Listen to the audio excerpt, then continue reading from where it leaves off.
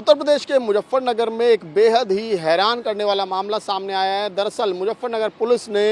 एक वर्दीधारी को गिरफ्तार किया है, जो वर्दी तो असली थी लेकिन आदमी नकली था। दरअसल नौशाद नाम का ये शख्स जो राहुल त्यागी बनकर और खुद को एक यूपी पुलिस का जवान बताता था, और उसके बाद उसने पूरे मुजफ्फरनगर के ही नहीं बल्कि उसके आसपास के जितने भी ज़िले हैं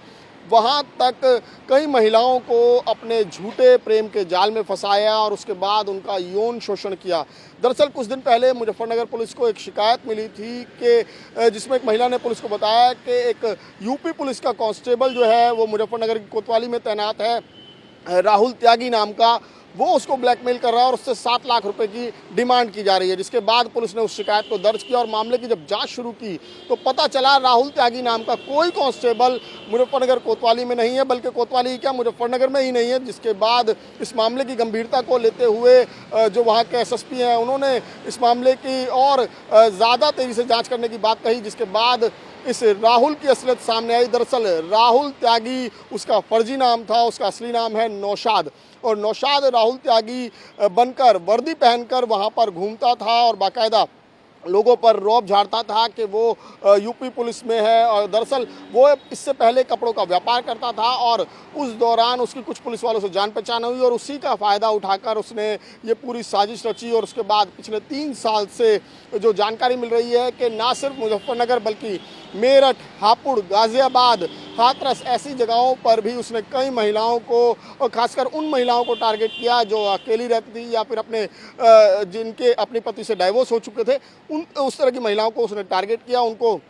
अपना झूठा नाम बताकर, अपनी झूठी वर्दी की शान दिखाकर जो है वो इस तरीके से ब्लैकमेल करता था। पहले उनके साथ उनका यौन उत्पीड़न करता था और उसके बाद उनका वीडियो बनाकर उसको ब्लैकमेल करता था। बहरहाल राहुल उर्फ नौशाद इस वक्त जो है वो पुलिस की हिरासत में है और पुलिस लगातार उससे पूछताछ कर रही है। उसने जो अपना जुर्म कबूला है उसने बताया है कि वो अब तक 3 साल में 20 के आसपास महिलाओं को इसी तरीके से ठग चुका है, इसी तरीके से उनका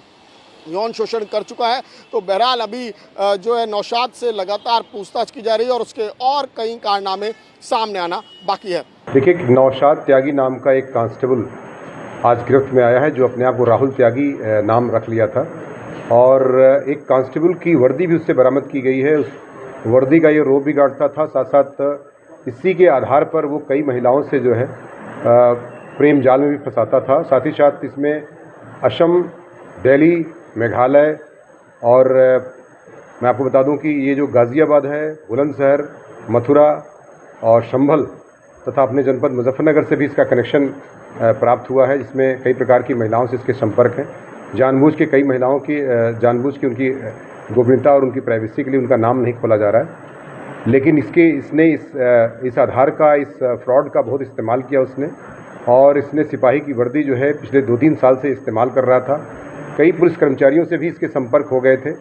और ये उनके साथ कभी कभी बैठ के खानपान भी करता था, लेकिन अपने को ये नहीं बताता था कि मैं कांस्टेबल के रूप में प्रस्तुत करता हूँ। और ये आदमी, इसके एक महिला जो भी हाल में इसकी कंप्लेन हुई है, उस ऐसे महिलाओं को टारगेट बनाता था कि जो कि महिलाएं या तो पति के बिना रहती थीं या उनका पति की डेथ हो गई है, तो ऐसे महिलाओं को टारगेट करता था। और इस संदर्भ में अभी हाल में एक कंप्लेन कोतवाली शहर में प्राप्त हुई, तो उसमें सीओसिटी और उनकी टीम द्वारा